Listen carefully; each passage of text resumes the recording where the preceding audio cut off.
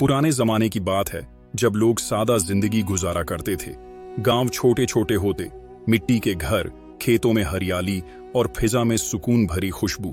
इन्हीं दिनों एक गांव के किनारे एक बूढ़ा फकीर रहता था। उसका नाम किसी को ठीक से याद नहीं था। सब उसे सिर्फ बाबा फकीर कहकर पुकारते थे। बाबा फकीर के चेहरे पर झुर्रियां जरूर थीं, मगर आंखों में अजीब सी रोशनी थी।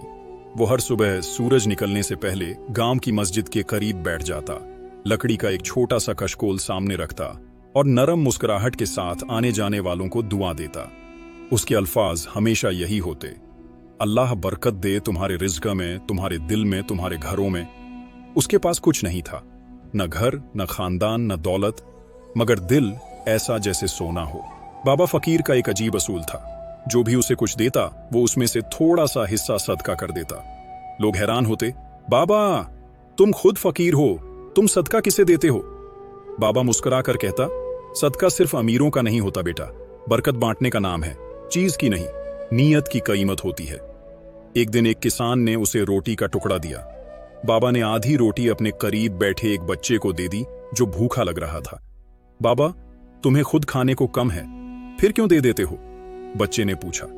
बाबा ने नरमी से जवाब दिया, बेटा जो दिल से देता है वो कभी खाली नहीं रहता। सदका देने से चीजें नहीं घटती बल्कि बढ़ती हैं, बस हमें नजर नहीं आता। एक दिन गांव में अजीब बात हुई।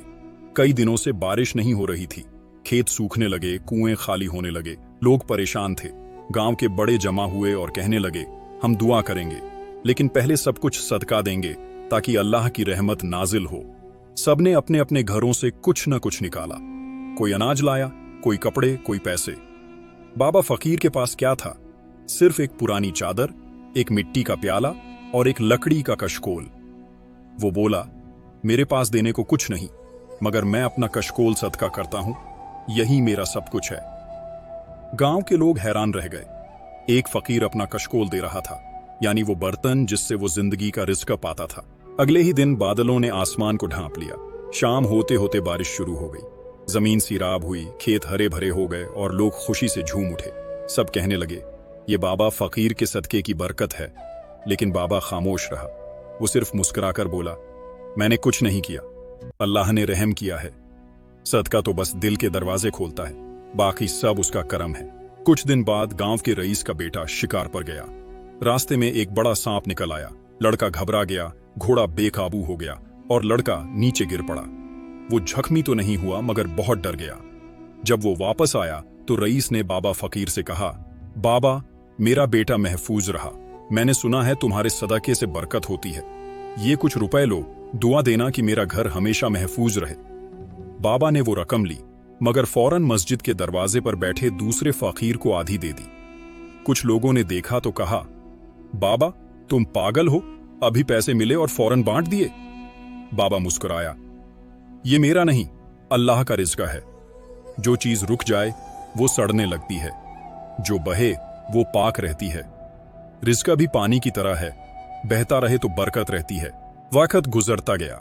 गांव के लोग अब बाबा फकीर को सिर्फ एक मांगने वाला नहीं समझते थे, बल्कि एक दुआगो बुजुर्ग के तौर पर देखते थे। जब भी किसी के घर कोई नई खुशी होती, शादी, बच्चे की पैदाइश या नई फसल, तो सबसे पहले बाबा को बुलाते, उसके हाथों सदका देते। बाबा हमेशा एक ही दुआ देता, अल्लाह तुम्हें वो दे जो तुम्हारे हक में बेहतर है, और जो तुम्हारे हक में नहीं उससे बचा ले। एक रोज कुछ नौजवानों ने बाबा फकीर का इम्तिहान लेने का फैसला किया। उन्होंने सोचा, देखते हैं ये फकीर सच में इतना नेक है या दिखावा करता है। उन्होंने चुपके से बाबा के कशकोल में एक सोने का सिक्का डाल दिया। अगले दिन वो छिपकर देखने लगे कि बाबा क्या करता है। बाबा ने वो सिक्का देखा, लम्हा भर के लिए रुका, फिर बोला, सुभान अल्लाह, अल्लाह ने अपनी रहमत से नवाजा। फिर वो सिक्का उठाया और बाजार की तरफ चल पड़ा। नौजवान उसके पीछे हो लिए। बाबा एक गरीब बुढ़िया के पास गया जो दवा खरीदने आई थी मगर पैसे नहीं थे। बाबा ने वो सिक्का उसके हाथ पर रख दिया और बोला, ये लो बीबी, अल्लाह ने तुम्हारे लिए भेज दिया है। नौजवानों की आंखों में आंसू आ गए। वो बाबा के पास गए और माफी मांगी।